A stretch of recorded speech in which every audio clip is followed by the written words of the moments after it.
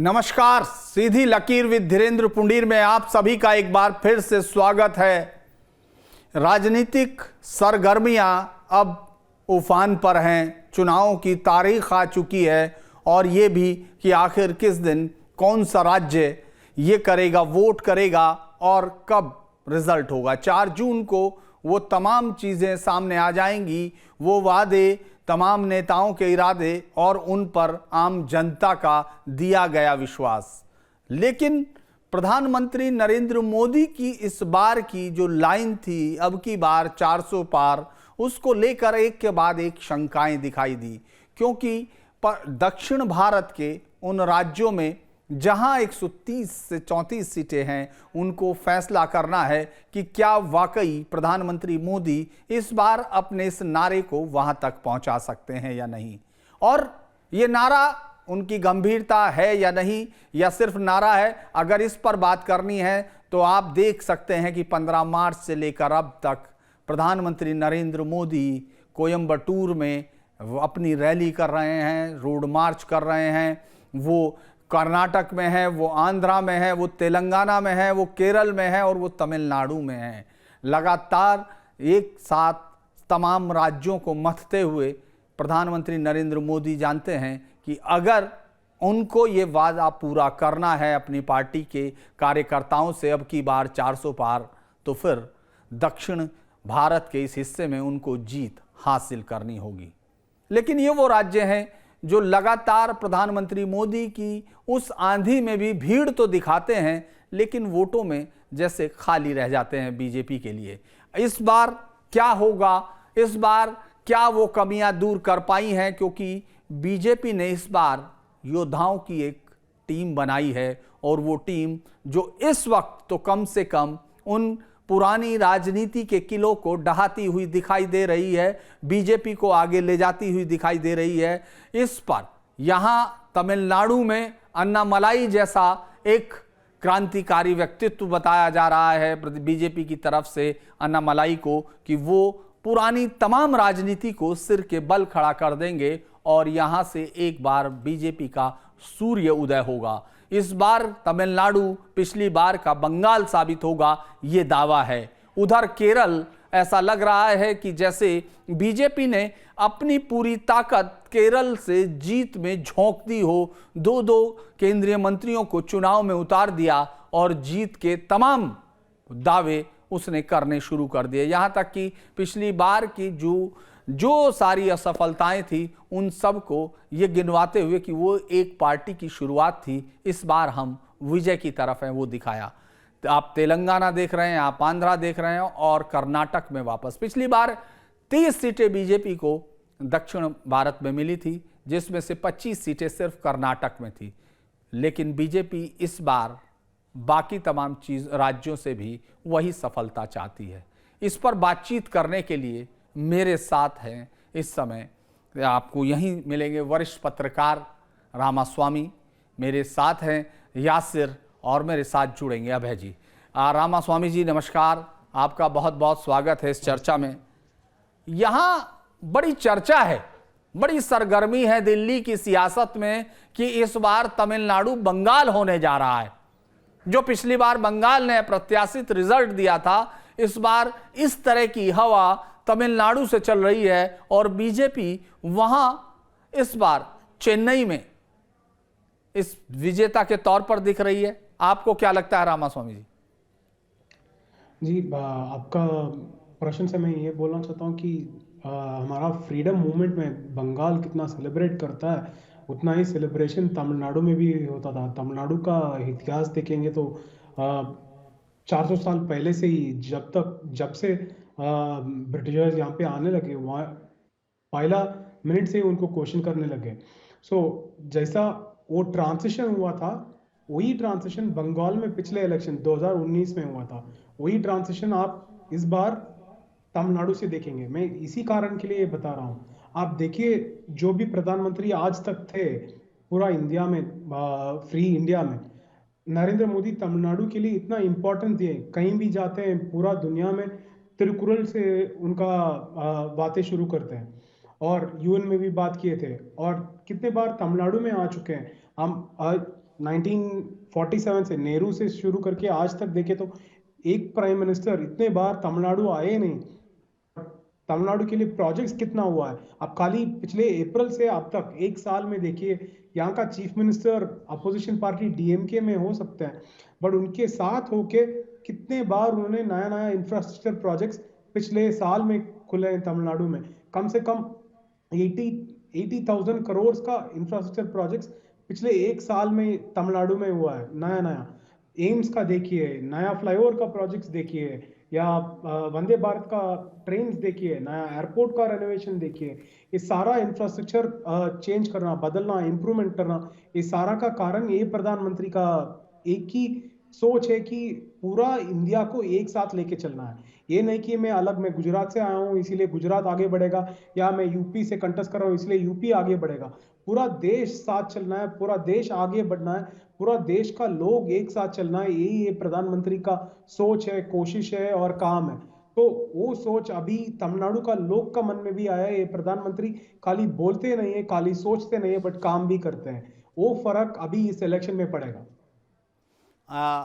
एक बार मैं आपके पास आऊंगा दोबारा इसी सवाल के साथ कि अन्नामलाई को एक नई हवा के तौर पर देख रहे हैं। एक ऐसा शख्स, चूंकि यासिर अभी हमारे साथ बैठे हैं, वो बताएंगे कि किस तरह कर्नाटक में उनको देखा जा रहा था जब वो अफसर के तौर पर तैनात थे, लेकिन तमिलनाडु में क्या वाकई एन मन एन मक्कल एक बदलाव की हवा दिख रही है? क्या वाकई 1962 आखिरी समय था जब किसी केंद्रीय पार्टी जो भारतीय अखिल भारतीय जिसकी प्रेजेंस थी, उसने, कांग्रेस ने 1962 में आखिरी बार जीत हासिल की थी? उसके बाद से तमिलनाडु जो क्षेत्रीय पार्टियां हैं, जो राज्य की पार्टियां हैं, उनको जो कहें कि एक राज्य में जो पार्टियां हैं अपना दखल रखती हैं, उन्हीं का राज्य रहा है। और उन्होंने, चाहे वो उत्तर भारत के लिए मतलब अपने वोटर्स को जैसे भी गवर्न करना हो, चाहे वो हिंदी भाषा के विरोध में हो या फिर ब्राह्मणत्व के खिलाफ हो, है ना, हिंदी नहीं हिंदी के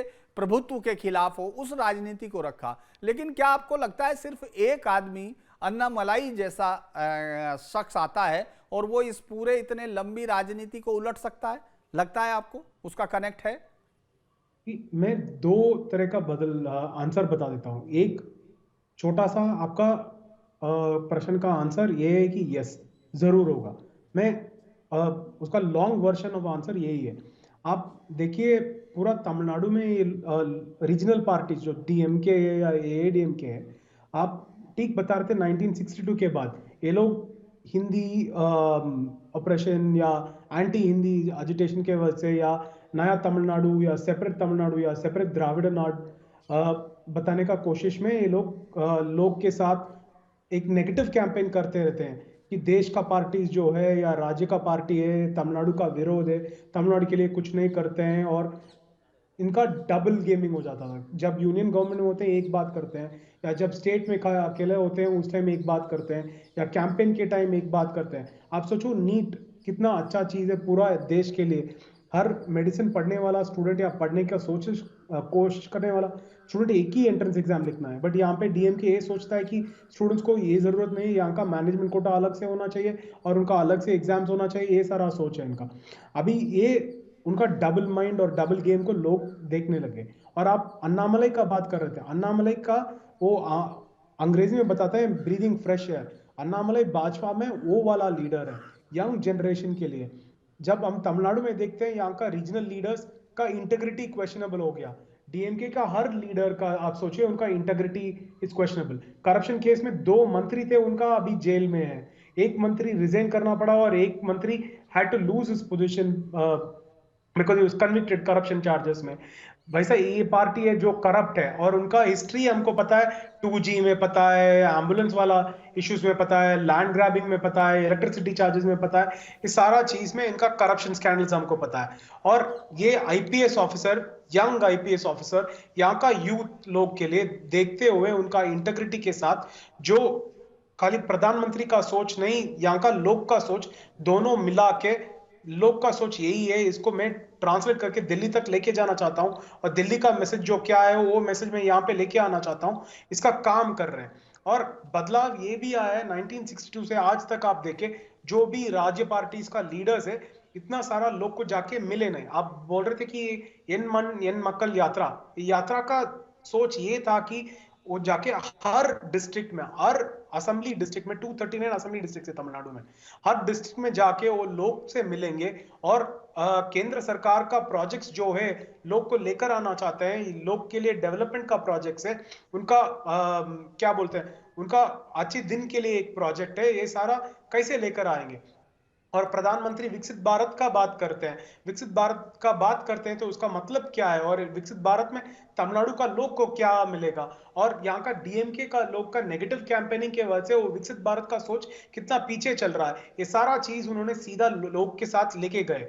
this became a refreshing factor. और यहाँ का यंग जनरेशन देखना चाहते हैं इंटेग्रिटी के साथ एक आदमी आएगा हमारे लिए गवर्न करने के लिए, हमारे साथ गवर्न करेगा।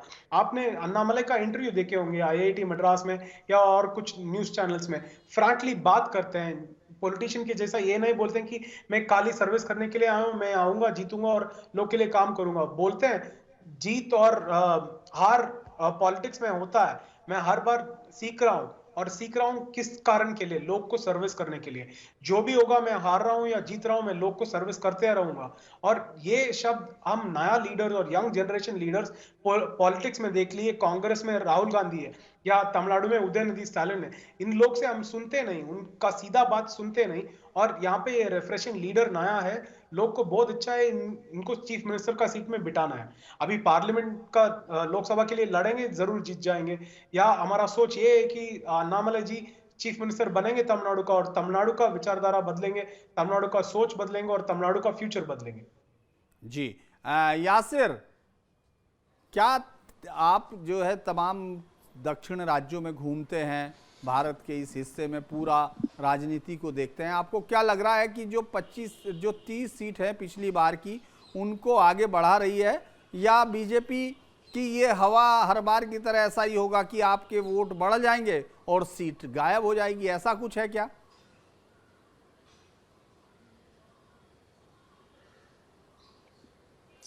नहीं नहीं, देखिए इस बार वोट भी बढ़ जाएंगे और सीटें भी बढ़ जाएंगी, क्योंकि जिस तरह से हमने देखा प्रधानमंत्री नरेंद्र मोदी ने जो कैंपेन की शुरुआत की है, आप देख सकते हैं पिछले कई दिनों से वो दक्षिण भारत में है। इसकी वजह खास है, दो चीज़ें हैं इसमें। अगर हम पहले दो राज्यों की बात करें जहाँ पर बीजेपी को सबसे ज़्यादा उम्मीदें हैं, क्योंकि कर्नाटक की हम बाद में बात करेंगे, यहाँ पहले से ही बीजेपी स्ट्रांग है। सबसे पहले हम बात करेंगे तेलंगाना की। तेलंगाना में बीजेपी को इस बार लगता है कि वो बीआरएस की जगह ले सकती है, क्योंकि बीआरएस कमज़ोर हो गई है, कांग्रेस पावर में आ गई है, विपक्ष नहीं है। ऐसे में जो है लोग अब बीजेपी के साथ जा सकते हैं, क्योंकि हमने देखा है असेंबली इलेक्शंस में भी किस तरह से लोग बीजेपी के तरफ गए हैं। और अब बीजेपी को उम्मीद है कि यहाँ पर जो है लोकसभा चुनाव में भी बीआरएस जो है ख़त्म हो जाएगी और बीजेपी मेन अपोजिशन पार्टी बन जाएगी। और अगर 17 सीटें हैं, 17 में से कम 10 सीटें जो है बीजेपी को लगता है कि उनको मिल सकती हैं। यही वजह है कि लगातार हम देख रहे हैं प्रधानमंत्री हो, गृह मंत्री अमित शाह हो, सभी जो है तेलंगाना में चुनाव प्रचार में जुटे हैं। फिर बात करते हैं हम आंध्र प्रदेश की। आंध्र प्रदेश में भी जो है टीडीपी के साथ अलायंस कर लिया है, क्योंकि बीजेपी को लगता है कि जगन रेड्डी की जो एसआरसीपी है, अब वहाँ पे एंटी इनकम्बेंसी भी चल रही है, काफ़ी टाइम से वो वहाँ पे है, कहीं ना कहीं मौका है टीडीपी के साथ आगे बढ़ने का।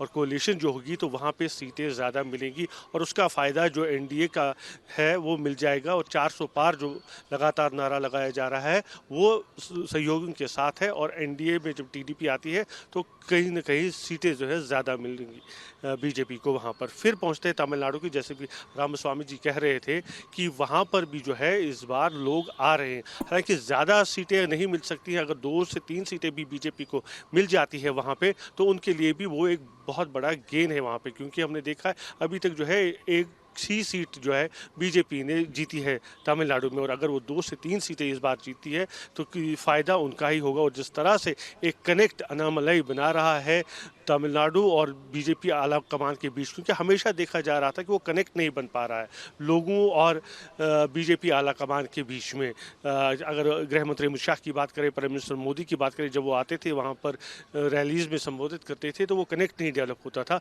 लेकिन अन्नामलई ने उस गैप को जो है फिल कर दिया है। अब लोगों को लग रहा है कि कहीं ना कहीं हमारी बात सुनी जाती है, और प्रधानमंत्री जब खुद वहाँ पे आते हैं, शुरुआत चुनावी प्रचार की जो है तमिलनाडु से हो रही है, तो विश्वास आ रहा है लोगों में कि कि नहीं हमारी बात भी सुनी जा रही है। यही वजह है कि हम देख रहे हैं पिछले कुछ रैलीज़ में भीड़ ज़्यादा हो रही है बीजेपी की रैलीज़ में।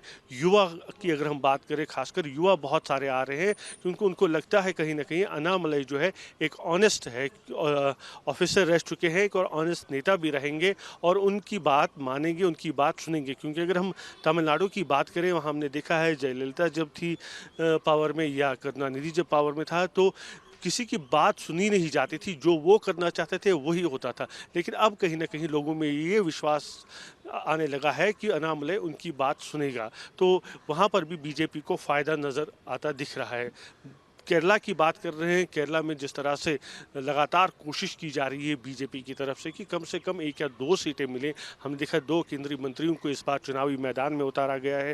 राजीव चंद्रशेखर को जो है त्रिवेंद्रम से चुनावी मैदान में उतारा गया है। शशि थरूर के खिलाफ एक इंटेलेक्चुअल फाइट माना जाता है। दोनों जो है पढ़े लिखे नेता है, वोटर्स पढ़े लिखे, वहाँ पर एक इंटेलेक्चुअल फाइट के तौर पर देखा जाता है। वहीं पतनमतिट्टा में हमने देखा AK एंथनी को के बेटे को लाया जा रहा है, बीजेपी ने उनको मैदान में उतारा है। तो कहीं ना कहीं कोशिश जो है लगातार बीजेपी कर रही है कि दक्षिण के राज्यों से इस बार जो सीटों का आंकड़ा हो 40 से ऊपर हो जाए कम से कम। और फिर हम बात करते हैं कर्नाटका की। कर्नाटका में हमने देखा पिछली बार 25 सीटें जो है बीजेपी ने हासिल की थी और एक इंडिपेंडेंट कैंडिडेट था उन जिनको बीजेपी समर्थन कर रही थी वो भी जीत गए थे। तो कुल मिलाकर 26 सीटें थी। बीजेपी और JDS और कांग्रेस के पास एक एक सीट थी। लेकिन इस बार जो है थोड़ा से हालात बदल गए। हमने पिछले बार देखा जब विधानसभा चुनाव हुए तो राजनीति किस तरह से बदली, कांग्रेस किस तरह से पावर में आई। उसके बाद हमने देखा विधान परिषद की एक सीट के लिए चुनाव हुआ था, उसके बाद राज्यसभा की 3 सीटों के लिए चुनाव हुआ था। तो यही वजह है कि बीजेपी थोड़ा सा यहाँ पे सतर्क हो रही है। उन्होंने जो है अभी तक सिर्फ 20 सीटों के लिए ही उम्मीदवारों के नामों का ऐलान किया है। वो देख रहे हैं कि कांग्रेस किस तरह से आगे बढ़ रही है, क्योंकि कांग्रेस ने सिर्फ अभी तक जो है 7 सीटों के लिए उम्मीदवारों का जो ऐलान किया है। तो बीजेपी यहाँ पर थोड़ा कदम फूक पे रख रही है। पूरी तरह से देखना चाहती है कि कांग्रेस की स्ट्रेटेजी क्या रहेगी, उसके हिसाब से ही जो है फिर बीजेपी जो है आगे की रणनीति बनाएगी। साथ ही साथ JDS के साथ उन्होंने यहाँ पे कोलिशन किया है ताकि जो वोकलिगा समुदाय का वोट है वो उनकी तरफ से आ जाए।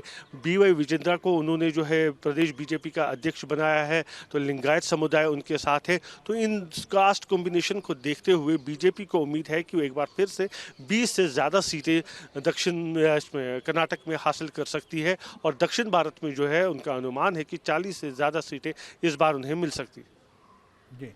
हमारे साथ जुड़ गए अभय जी। अभय जी बहुत ही दिलचस्प डाटा के साथ आते हैं।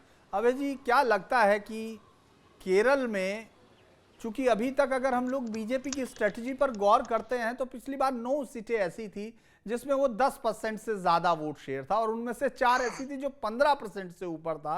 और बड़ी अलग स्ट्रेटजी है, मतलब मैं उनकी स्ट्रेटजी को जब गौर करता हूं तो वो देखते हैं कि एक लीडर को तैयार करते हैं, एक सीट पर जब वो अच्छा वो प्रदर्शन करते हैं तो उनको आगे बढ़ा देते हैं, यानी झंडा और डंडा उसकी पहचान होती चली जाए, पार्टी की पहचान हो। फिर वो अगली सीट पर बेहतर करते हैं तो उससे अगली सीट पर भेज देते हैं उनको और नए कैंडिडेट लाते हैं। तो केरल में इस बार जो है, क्या आपको लग रहा है कि बीजेपी अगर वोट शेयर लेना चाहती है, अगर बीजेपी जीतना चाहती है तो उसको CPM काडर जो लेफ्ट का काडर है उसके वोट चाहिए या कांग्रेस के वोट? उसके लिए कौन सा वोट आसान है? कि देखिए पुनीर साहब, सबसे तो पहले थोड़ा देर से जुड़ा इसलिए माफी चाहता हूं और क्या बातें हुई मैं ठीक से सुन नहीं सका। लेकिन मैं चाहूंगा केरला के बाद आप उसे थोड़ा साउथ की पॉलिटिक्स पर भी बात करेंगे तो मुझे ज्यादा खुशी होगी। देखिए, जहां तक बात है आपने केरला की बात की, तो देखिए केरला के पॉलिटिक्स पे इस बार काफी परिवर्तन का माहौल है। केरला का इलेक्शन अभी जो हो रहा है, अभी जो कांग्रेस की स्थिति है, केरला के पॉलिटिक्स की वर्तमान में जो स्थिति है वो पहले से काफी बदली हुई है। कैसे बदली हुई है? देखिए, सबसे पहले तो बात है कि 1982 के बाद वह LDF और UDF पे रोटेटरी सिस्टम ऑफ गवर्नेंस, उसके बाद 5 साल इनकी सरकार आएगी, 5 साल उनकी सरकार आएगी। लेकिन पहली बार 2021 में हुआ है कि LDF की सरकार कंटिन्यू की है और कांग्रेस पार्टी सरकार नहीं बना पाई है। और यह तब हुआ है जब राहुल गांधी वहां से वायनाड से सांसद हुए हैं। उसके बाद यह क्रम टूटा है कि कांग्रेस पार्टी सरकार नहीं बना पाई। तो वहां की जो वस्तु स्थिति है कि कांग्रेस पार्टी के बहुत सारे वोटर्स इस बार बीजेपी को वोट कर सकते हैं या पार्टी बदल के दूसरे को वोट कर सकते हैं, क्योंकि कांग्रेस पार्टी की स्थिति वहां पर नाजुक है। कम से कम आप अगर विधानसभा जो 2021 में हुआ है, वहां पर कांग्रेस पार्टी 93 सीट लड़के 21 सीट जीती है। मैं बता रहा हूं कि कांग्रेस पार्टी वहां विधानसभा का चुनाव हुआ तो 93 सीट लड़ करके 21 सीट जीती, और आईयूएमएल ने 25 सीट लड़ करके 15 सीट जीता। तो समझ जाइए कि वहां पर 93 सीट पर लड़के 21 और 25 वाला एक 15 सीट जीत रहा है। मतलब कि वहां कांग्रेस की स्थिति नाजुक है। तो मतलब कांग्रेस के बहुत बड़े वोट का एक चंक हो सकता है जो कि अपने पार्टी को छोड़ करके बीजेपी की तरफ आ सकता है। उसके बाद एक दूसरी बात है कि इस बार एक वहां के राजनीति में नजर आया है कि वहां तिरुवनंतपुरम के एमपी है शशि थरूर। शशि थरूर ने एक कांग्रेस के कल्चर के खिलाफ काम किया है। उन्होंने गांधी परिवार के जो अध्यक्ष पद के उम्मीदवार थे मल्लिकार्जुन खड़गे, उनके खिलाफ इन्होंने चैलेंज किया है। इन्होंने मल्लिकार्जुन खड़गे को चैलेंज नहीं किया था, इन्होंने कांग्रेस गांधी परिवार को चैलेंज किया था। और गांधी परिवार को चैलेंज करने के बाद क्या हुआ कि तिरुवनंतपुरम सीट पर मेरा मानना है, मेरा व्यक्तिगत भी हो सकता है, मेरा मानना है कि कांग्रेस पार्टी का एक सेक्शन उनको हराने का प्रयास करेगा। क्यों हराने का प्रयास करेगा? इसलिए कि वो आने वाले समय में भी सोनिया गांधी परिवार को चैलेंज कर सकते हैं, जैसे उन्होंने अभी किया है। तो एक section of Congress cadres, Congress voters Thiruvananthapuram का और केरला का हो सकता है तो तिरुवनंतपुरम का कैडर जाए उनको हराने के लिए, या उनके पक्ष में काम न करे, कुछ भी कर सकता है, टेक्निकल वोटिंग कर सकता है। और पूरे केरल को अगर आप उठा के देखें तो यूडीएफ या कांग्रेस के वोटर्स हो सकता है कि अपने पार्टी छोड़ करके कुछ दूसरे तरफ वोट करेंगे। और बीजेपी पिछले चुनाव में 4 से 5 सीटें ऐसी है जहां पर कि लगभग 3 लाख वोट लाया है, कंफर्टेबल वोट लाया है। भले चुनाव नहीं जीत पाया लेकिन अच्छा वोट लाया था।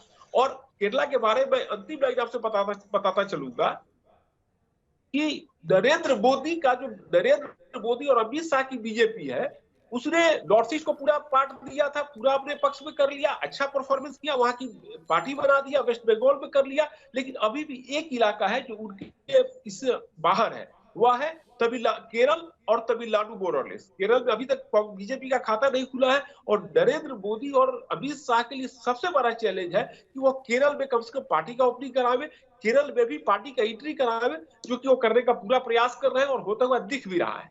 जी पुण्डीर साहब। जी देखिए, अगर हम लोग देखते हैं त्रिशूर में गोपी को पिछली बार जो है, और इस बार चूंकि मैं रामास्वामी जी की बात को केरल में भी देखने की कोशिश कर रहा हूं, उन्होंने शुरुआत में बताया कि प्रधानमंत्री मोदी ने जो कनेक्ट किया है, यानी जो उनके दौरे हैं तमिलनाडु, उसने वहां की जनता के मिजाज को बदलने में बड़ी भूमिका अदा की। तो अगर हम उसको केरल पे अप्लाई करके देखते हैं तो 5 दौरे अभी तक 1 साल में प्रधानमंत्री वहां कर चुके हैं। और इस बार के अपने चुनावी अभियान की शुरुआत वोटिंग जब डेट अनाउंस हुई उससे पहले उन्होंने त्रिशूर में महिला शक्ति के लिए की, मतलब महिला शक्ति के नाम से जो रैली की जिसमें भारी भीड़ महिलाओं की शामिल हुई, उस त्रिशूर में सुरेश गोपी लगभग 28% वोटरों के साथ पिछली बार थे। इसके साथ साथ एक दूसरी सीट जिसको तिरुवनंतपुरम में वो 31% वोट शेयर था। ये जो पथाना मथिट्टा वाली सीट है, इस पर भी 28.97 और अंट्रीगल सीट पर भी पार्टी को 24% से ज्यादा वोट थे। यानी पार्टी उस ताकत में दिख रही है इन सीटों पर जहां वो वोट बिल्कुल जीत के करीब है अगर उसको कुछ ताकत मिलती है। और इस बार उन्होंने स्पेशली अनिल एंटनी इस किले के एक और इस हमलावर सेना जो जीत के लिए राजनीतिक हम लोग बात कर रहे हैं, तो जो एक अपनी तैयार की है पूरी एक पॉलिटिकल आर्मी, उसमें अनिल एंटनी वहां एक नया चेहरा है। और जो क्रिश्चियन वोटर्स है उसको ये यकीन दिला रहे हैं, उस पूरे गणित में बीजेपी अपने आप को ज्यादा मुफीद पाती है जब वो इनके साथ जुड़ के एक नया गठबंधन बनाने की कोशिश कर रही है। तो वो ये भी बताना चाह रही है कि हम लोगों को जो कोई एक रिलीजन को लेकर कोई बहुत ज्यादा दिक्कतें या कोई भी दिक्कत नहीं है, उसमें अनिल एंटनी उनके इसमें एक नई कड़ी होंगे। और साथ ही के करण की बेटी भी उस यात्रा में शामिल हुई है जो नई पार्टी है। लेकिन इसी तरह से अब हम वापस जाएंगे तमिलनाडु में। रामास्वामी जी, अगर आपने देखा होगा कि एक 15 पूर्व एमएलए शामिल हुए जब उनको लाया गया फरवरी में, कि इतनी बड़ी संख्या में कैसे एकदम यहां आकर पूरा का पूरा विधायक जो पूर्व और एआईडीएमके थे वो शामिल हुए। इसके अलावा कांग्रेस की जो लीडर थी, जो कांग्रेस की लीडर बनना चाहती थी, लीडर ऑफ अपोजिशन में धरानी, वो विजया धरानी जहाँ तक उनका नाम है, वो जो है शामिल हुई। वो विधायक भी हैं अभी मौजूदा समय, और उन्होंने बीजेपी में ज्वाइन किया है। ये जो नेताओं की भगदड़ है, क्या आपको लगता है कि जो AIADMK का स्पेस है, चाहे वो उन फैक्शंस में से एक हिस्सा इनकी तरफ आ रहा हो, और जो बिखराव है उसका फायदा बीजेपी को मिलेगा? क्योंकि बीजेपी इन 7 सीटों पर जो मैं बता रहा हूं, आप उनमें अगर कुछ ऐड करना चाहें या इसमें बताना चाहें, मैं बता देता हूं। रामनाथनपुरम है, शिवगंगा है, मदुरै है, थेनी है, विरुद्धनगर है, कन्याकुमारी और थूथुकुडी। ये सब सीटें हैं जिनको बीजेपी अपना ये मान के चल रही है कि हम इन पर बहुत ताकतवर हैं। आप इसमें क्या जोड़ते हैं? देखो, 3 चीज। एक, आप बोल रहे थे कि भाजपा में बहुत सारे लोग बाकी पार्टी से, पर्टिकुलरली AIADMK से आके जोड़ रहे हैं, और विधायक जो अभी है वो भी आके जोड़ रहे हैं। इसका आप 2 कारण देखना है। एक, उनका बिलीफ है, अभी प्रधानमंत्री में बिलीफ है कि ये देश को आगे लेके जाएंगे।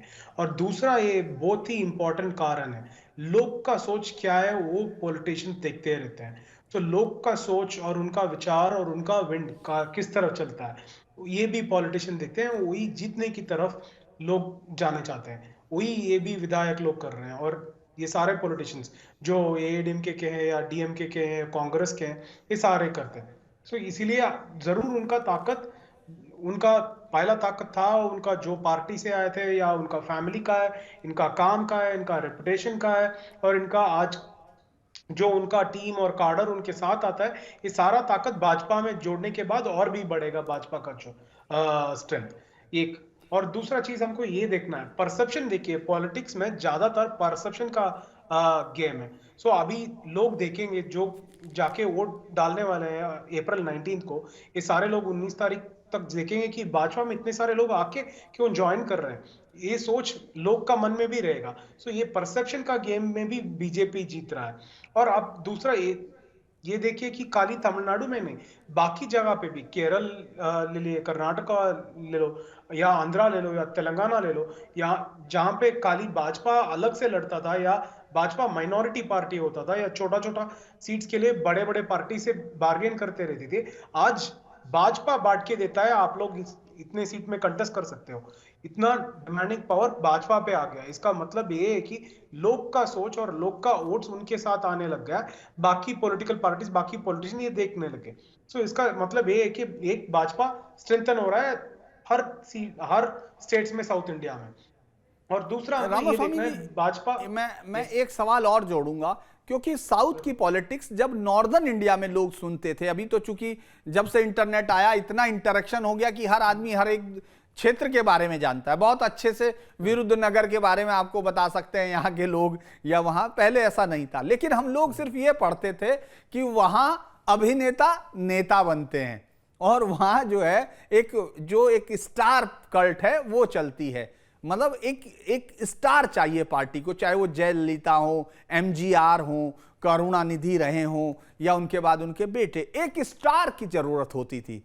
लेकिन क्या अन्नामलाई ने उस स्टार की कमी बीजेपी को पूरी करके दी है? और साथ ही प्रधानमंत्री मोदी की रैलियां तो मैंने 2014 में भी त्रिची में भी देखी थी, 1.5 लाख की भीड़ थी, तमाम लोग थे, लेकिन वोट कन्वर्ट नहीं हुए थे। यानी इसका मतलब यह था कि प्रधानमंत्री कहीं ना कहीं भाषा की सहजता की दूरी तय नहीं कर पा रहे थे। अब क्या अन्नामलाई ने वो दूरी तय कर दी है, और अन्नामलाई एक स्टार के तौर पर है, जिससे तमिल जो एक आइडिया है, मतलब वोट करने का, बाकी तो हिंदुस्तानी आइडिया ही है, लेकिन जो एक वोट करने का आइडिया है, उनको लग रहा है कि हाँ, एक हीरो हमारा भी है।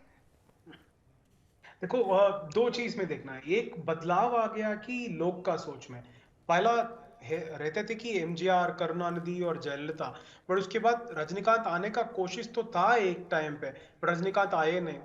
उस टाइम सोच क्या रहना चाहिए था? या कमल हासन बहुत बड़ा फिल्म स्टार है, तो कमल हासन आए थे, कमल हासन का क्या हो गया? सो लोग खाली ये नहीं सोचते कि उनका करिश्मा रहना चाहिए, उनका एंटरटेनमेंट में पॉपुलैरिटी रहना चाहिए, बट लोग ये भी सोचते हैं कि आजकल काम करना कौन करेगा, और हमारे लिए कौन बात करता है, हमारे लिए कौन हासिल होता है, हमारे लिए कौन फाइनल रिजल्ट देता है।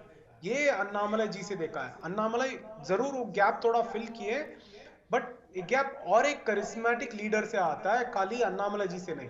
प्रधानमंत्री मोदी जी यहाँ का करिश्मेटिक लीडर है। अभी जो भी प्रधानमंत्री आते थे उनको और कहीं क्या बोलते हैं क्षेत्र से आ रहे हैं, ये सोच रहता था। बट आज लोग बोलते हैं नरेंद्र मोदी हमारा परिवार के हैं। तो इसका ये मतलब है लोग ये जानने लगे कि दिस करिश्मेटिक लीडर खाली विदेश में इंडिया का सोच लेके नहीं जाते हैं, बट यहाँ पे हर कोने कोने पे लेके जाते हैं। सो प्रधानमंत्री का रीच बढ़ गया। सो उसका एक बहुत बड़ा चेंज है। और आप ये वोटिंग का फैक्टर बात कर रहे थे, जरूर बाकी पार्टीज छोड़ के भाजपा का वोट कन्वर्शन और क्राउड से थोड़ा कम रहता था।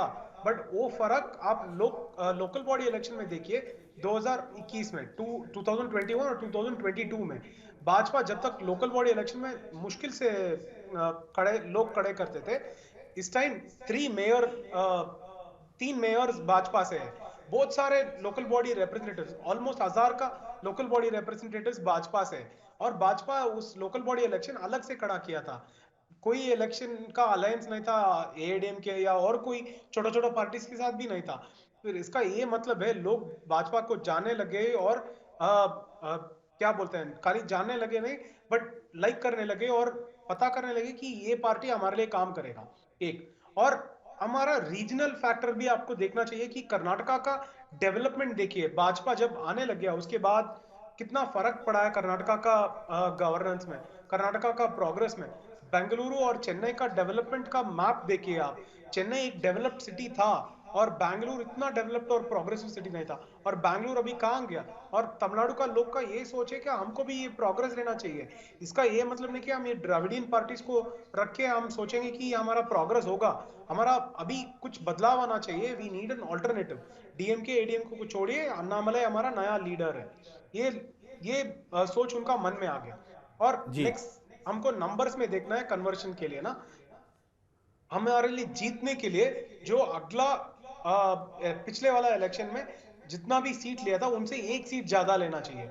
सो उसके लिए काम करना लोकल लीडर्स चाहिए। भाजपा का फर्क है 2021 से 2019 से ज्यादातर लोकल लीडर्स डेवलप होने लगे, खाली अन्नामलई नहीं। हर कॉन्स्टिट्यूंसी में आप देखिए, एसजी सूर्या देखिए, विनोद पी सेल्वम देखिए, वानती श्रीनिवासन जी देखिए, नयनार नागेंद्रन जी देखिए, ये सारे लोग उनका अलग अलग कॉन्स्टिट्यूंसी में बड़े बड़े नेता बनने लगे। ये खाली नहीं कि उनका सोशल मीडिया का चेंज है या, बट ये लोग वहां पे गांव में जाके सड़क में लोग के साथ काम करने वाला लीडर्स बन गए। सो हर गांव में एक लीडर आ गया। इसका बदलाव है कि खाली हम सेंट्रल लीडरशिप के साथ अलग से नहीं है, बट मोदी जी के और अन्नामलई जी के साथ हमारा डिस्ट्रिक्ट्स में भी और वार्ड और बूथ में अभी लीडर्स है। मुझे एक याद है 1996 या 98 में जब वाजपेयी और अडवाणी तमिलनाडु आए थे, उनका ये बोलना था कि भाजपा के लिए हर बूथ में 8 से 10 लोग चाहिए। उस टाइम भाजपा यहाँ का बड़ा पार्टी बनेगा। भाजपा 2019 तक बहुत मुश्किल से बूथ में एक लोग को बेचता है। आज ट्रेन करके भाजपा का हर बूथ में कम से कम 5 वॉलंटियर आया है। तो इसका ये मतलब है भाजपा आज भी बड़ा पार्टी बन गया, खाली वोट मिलने का नहीं बट काम करने के लिए भी। तो उसका बदलाव देखेंगे आप, खाली सीट जीतने में नहीं बट वोट परसेंटेज में। जब भी एक पॉलिटिकल पार्टी डबल डिजिट के साथ ऊपर आ जाता है, वो लोग का मन में ऑल्टरनेटिव बन जाता है। और आप देखेंगे अगला आने वाला 10 साल में भाजपा केरल, कर्नाटका, तमिलनाडु, आंध्रा, तेलंगाना में बहुत बड़ा शक्ति बनेगा। जी, अब मैं यासिर माधवी लता जो है एक ऐसा चेहरा बन के उभर रही है, लोग जिनको देखना चाहते हैं। क्योंकि अगर हम 80s से देखें, जब से वहां एक बार जीतना शुरू करते हैं इत्तेहाद मुसलमीन से, इनके पिता ओवैसी साहब, जो सीनियर ओवैसी साहब थे, वो जब जीतना शुरू करते हैं तो वो सीट फिर कहीं गई नहीं। यहां तक कि वहां गोशा महल के राजा सिंह की बातें बहुत जरूर लोग सुनते रहे, वो जीतते हैं विधायक के तौर पर, लेकिन कोई बहुत बड़ी चुनौती नहीं रही। अगर आप इस बार माधवी लता को देखें, जिस तरह से कहा जा रहा है कि उनकी जो सोशल सर्विस है, उनका जो इंटरेक्शन है मुस्लिम महिलाओं के साथ, वो लगभग मुस्लिम वोटर्स की 33% जो वोटर्स है मुस्लिम, उनके साथ उनका कॉन्टेक्ट है। और पहली बार ऐसा लग रहा है कि ओवैसी को भी ये लग रहा है कि हाँ, उसकी सीट को खतरा हो सकता है। बीजेपी के लोग ये बता रहे हैं। आपको क्या लग रहा है कि वाकई माधवी लता इतनी ताकत से लड़ रही हैं?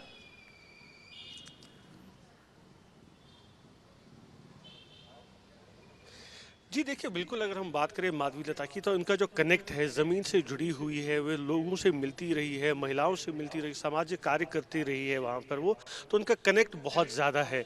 और यही वजह है कि ओवैसी को लग रहा है कि एक बड़ा चैलेंज होगा इस बार, क्योंकि इससे पहले हम देख रहे थे जब नेता कोई आ रहा था तो वो एक पॉलिटिकल बैटल होता था, बयानबाजी हो रही थी ओवैसी के साथ। लेकिन यहाँ पर देख रहे हैं कि ज़मीन से जुड़े नेता को जो है बीजेपी ने उतारा है, तो कहीं न कहीं ओवैसी को भी लग रहा है कि चुनौती इस बार है। लेकिन मुझे लग रहा है कि ओवैसी इस बार भी शायद सीट निकाल पाए, क्योंकि जिस तरह का वहाँ की अगर हम बात करें पॉपुलेशन के हिसाब से, डेमोग्राफी की हम बात करें और जो वोटिंग पैटर्न वहाँ पे है, लेकिन फाइट टफ होगी। पहले की तरह नहीं होगी कि एक फ्री वॉक मिलेगा ओवैसी को, वो नहीं होगा। फाइट इस बार टफ होगी। अगर वो थोड़ा सा मुस्लिम वोट शिफ्ट हो जाता है तो ओवैसी को खतरा हो सकता है।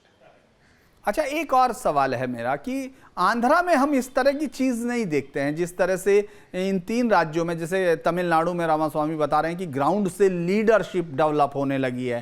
केरल में उन्होंने काफ़ी अच्छे लीडर्स लिए हैं और बनाए हैं, लेकिन आंध्रा अभी उस तरफ नहीं दिखता है। तेलंगाना में भी उनको एक प्रोग्रेस दिख रही है पार्टी को, लेकिन आंध्रा में उनके पास, आंध्र प्रदेश में उनके पास कोई इस तरह की लीडरशिप अभी कोई उभरती हुई आपको दिखती है? हालांकि पवन कल्याण की पार्टी और तेलुगु देशम के साथ उनका ये पैक्ट जरूर है, लेकिन एक ऐसा लीडर, जबकि पहली बीजेपी को सीट देने वाला 1984 में जो 2 सीट थी उनमें से एक आंध्र प्रदेश के पास थी, जो अब खम्मम में, जो अब तेलंगाना में है। लेकिन इसके बावजूद क्या आपको लगता है कि आंध्र प्रदेश में बीजेपी इस बार किसी चुनौती के तौर पर है, या अब इस बार वो अपने आप को केरल वाली स्टेज में, यानी वोट परसेंटेज बढ़ाने वाली स्टेज में है?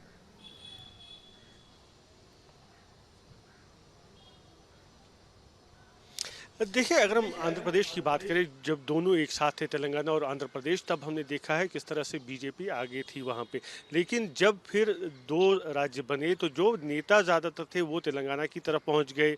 आंध्र प्रदेश में हमने देखा वाईएसआर ने जिस तरह से शुरुआत की अपने नए राजनीतिक कैरियर की, मैं कहूँगा वहाँ पे, और उसने जो है पूरा दबदबा बना के रखा और किसी और पार्टी या नेता को उभरने नहीं दिया। और उस समय जो था बीजेपी का ज़्यादा जो टारगेट था तेलंगाना पर था और कर्नाटक पे था। आंध्र प्रदेश पे उन्होंने भी ध्यान उस टाइम नहीं दिया। यही वजह है कि कोई बड़ा नेता वो बना नहीं पाए पिछले 8-10 सालों में आंध्र प्रदेश की, क्योंकि उनका फोकस जो था कर्नाटका रहा, फिर तेलंगाना रहा।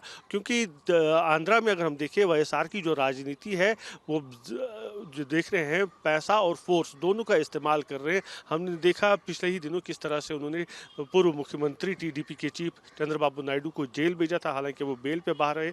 और लगातार जो हम देख रहे हैं वहाँ पर जिस तरह की राजनीति हो रही है, तो उस वजह से बीजेपी को लग रहा था कि वो आगे नहीं बढ़ पाएगी, फिलहाल उन्हें और टाइम चाहिए। लेकिन अगर टाइम लेना है तो साथ ही साथ जगन रेड्डी को भी नीचे लाना है। यही वजह है कि उन्होंने चंद्रबाबू नायडू के साथ कोalition किया, गठबंधन किया, पवन कल्याण को साथ में लाया। तो कहीं ना कहीं उनका यही स्ट्रैटेजी होगा कि चंद्रबाबू नायडू को आगे बढ़ाया जाए और फिर जो है जगन मोहन रेड्डी को नीचे किया जाए। और जैसे ही चंद्रबाबू नायडू आगे जाते हैं तो बीजेपी को एक रास्ता मिलता है फिर से आगे बढ़ने का, और उसके जो वहाँ के स्थानीय नेता है उनको आगे बढ़ाने का मौका मिल जाता है। तो कहीं ना कहीं रणनीति इस बार वही है कि जगन मोहन रेड्डी को नीचे लाया जाए और चंद्रबाबू नायडू के साथ आगे बढ़ा जाए, और ताकि एक रास्ता मिले स्थानीय नेताओं को आगे बढ़ने के लिए। जी, आज अब लोग प्रधानमंत्री मोदी के पास सबसे बड़ी ताकत ये है कि वो अपने दुश्मनों के, जो राजनीतिक दुश्मन, उनकी जो है ताकत का इस्तेमाल अपने हक में कर लेते हैं। वैसे तो कहते हैं बाली में ये जो हिंदुस्तानी हम लोग धार्मिक साहित्य में हैं तो उसमें यह बाली सामने वाले की आधी ताकत ले लेता था जब युद्ध होता था। और ऐसे में प्रधानमंत्री मोदी पर कोई सवाल उछालता है और मुझे लगता है आज के बाद शायद डरने लगेंगे राजनेता कि उनको कुछ भी कहेंगे आधा अधूरा वो उसका पूरा बना के वापस कर देंगे। ये बाइट सुनिए जो उन्होंने शक्ति पे की है। राहुल गांधी सोच रहे होंगे कि उन्होंने ये ताकत उनको क्यों दी। आप सुनिए प्रधानमंत्री ने आज किस तरह से राहुल गांधी का शक्ति पर किया गया बयान, जो कुछ और उनकी पार्टी का आ गया है कि साहब वो नहीं था, आसुरी और दिव्य शक्ति की लड़ाई बात की जा रही थी, लेकिन प्रधानमंत्री मोदी वो हथियार पकड़ चुके हैं, उन शब्दों से अपना ब्रह्मास्त्र तैयार कर चुके हैं। जरा सुन लीजिए आप तीनों भी कि क्या बोले हैं और उसके बाद आप सोचिए कि क्या राजनीति है। जी। और उन्होंने कहा है कि उनकी लड़ाई शक्ति के खिलाफ है। मेरे लिए हर मां शक्ति का रूप है, हर बेटी शक्ति का रूप है। और मेरी इन माताओं बहनों की तरफ से, माताओं बहनों, आपको मैं शक्ति के रूप में पूजा करता हूं। मैं भारत मां का पुजारी हूं। मैं आप शक्ति स्वरूपा सब माता बहन बेटियों का भी पुजारी हूं। और जिन्होंने कल शिवाजी पार्क में इंडिया अलायंस ने अपना घोषणा पत्र शक्ति को खत्म करने के लिए किया है, मैं इस चुनौती को स्वीकार करता हूं और मैं इन शक्ति स्वरूपा माताओं बहनों की रक्षा के लिए जान की बाजी लगा दूंगा, जीवन खपा दूंगा।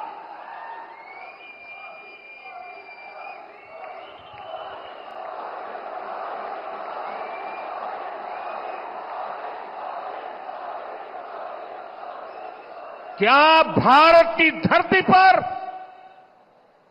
कोई शक्ति के विनाश की बात कर सकता है क्या? क्या शक्ति का विनाश हमें मंजूर है? हम सब शक्ति की आराधना करते हैं कि नहीं करते हैं? पूरा हिंदुस्तान शक्ति की आराधना करता है कि नहीं करता है? अरे हमने तो चंद्रयान की सफलता को भी किसको समर्पित किया? चंद्रयान की सफलता को भी, जहां चंद्रयान ने लैंड किया, हमने उस सफलता को भी शिव शक्ति नाम देकर के शिव शक्ति को समर्पित किया है। और ये लोग शक्ति के विनाश का बिगुल फूंक रहे हैं।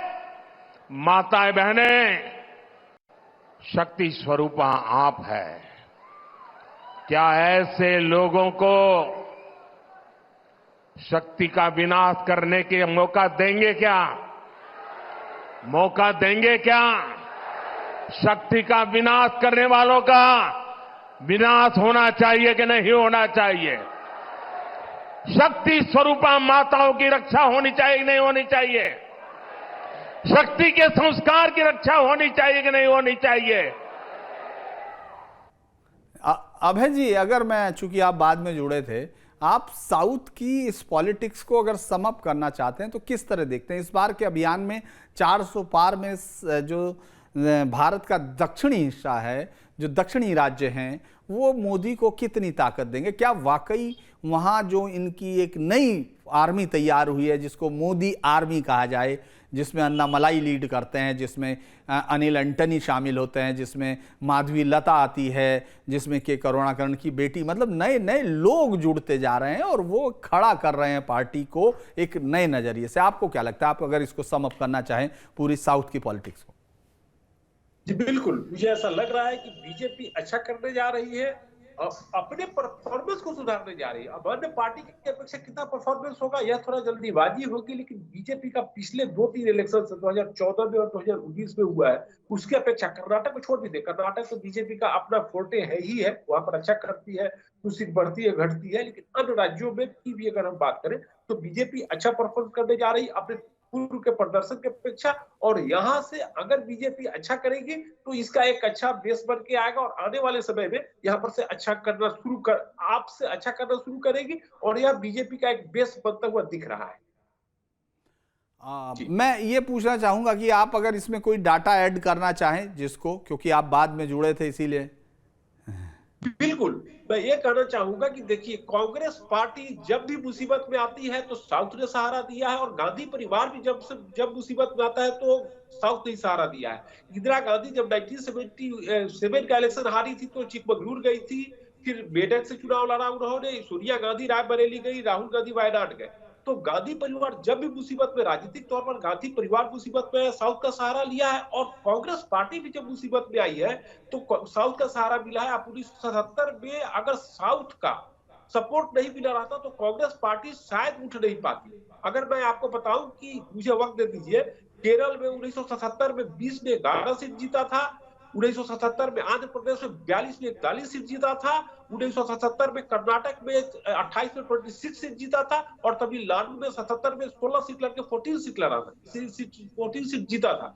तो कांग्रेस पार्टी अगर 77 में कांग्रेस पार्टी को साउथ के राज्यों का सपोर्ट नहीं मिलता तो कांग्रेस पार्टी उसी वक्त धराशायी हो जाती, इंदिरा गांधी भी शायद उठा नहीं पाती। और 1989 में जब राजीव गांधी के खिलाफ बोफोर्स का मुद्दा आया था, उस समय भी अगर साउथ का सपोर्ट नहीं मिला रहता तो शायद उस समय भी कांग्रेस पार्टी गिर जाती। मैं 19 का भी मैं बताना चाहूंगा कि केरल में 20 में 14 सीट जीता था, आंध्र प्रदेश में 42 में 42 में 39 सीट जीता था, कर्नाटक में 28 में 27 सीट जीता था, और तमिलनाडु में 28 सीट पर लड़के 27 सीट जीता था। तो मैं ये कहना चाहूंगा कि अभी तक कांग्रेस पार्टी के लिए और गांधी परिवार के लिए साउथ बहुत ही महत्वपूर्ण होता था, और पिछले 2 चुनाव में जो कांग्रेस पार्टी 52 और 44 पर सिमट रही है, इस सबसे बड़ा कारण है कि अब उनको साउथ का बेस टूट चुका है। अब साउथ उनको पहले वाला सपोर्ट नहीं मिल रहा है, इसीलिए गांधी परिवार भी मुसीबत में, कांग्रेस पार्टी भी मुसीबत में। जी, आपने बहुत अच्छे से इसको डिफाइन किया, लेकिन मैं यही कहूंगा कि ये जो 400 पार का नारा है उसमें साउथ की तरफ बीजेपी सिर्फ इशारा नहीं कर रही है, वहां जा रही है, लड़ रही है, और ऐसे में विपक्ष की कोई भी गलती बीजेपी को ताकत देगी। इस बार जब हम लोग 4 जून को साउथ में बीजेपी के परफॉर्मेंस पर चर्चा करेंगे तो उम्मीद है कि बीजेपी पहले से ज़्यादा अपने आप को अलग दिखा पाएगी। आज के लिए बस इतना ही। आप तीनों जुड़े उसके लिए बहुत बहुत धन्यवाद। आप तमाम दर्शकों को भी देखते रहिए। कल फिर किसी ऐसे ही मुद्दे पर सीधी लकीर विद धीरेन्द्र पुंडीर। नमस्कार।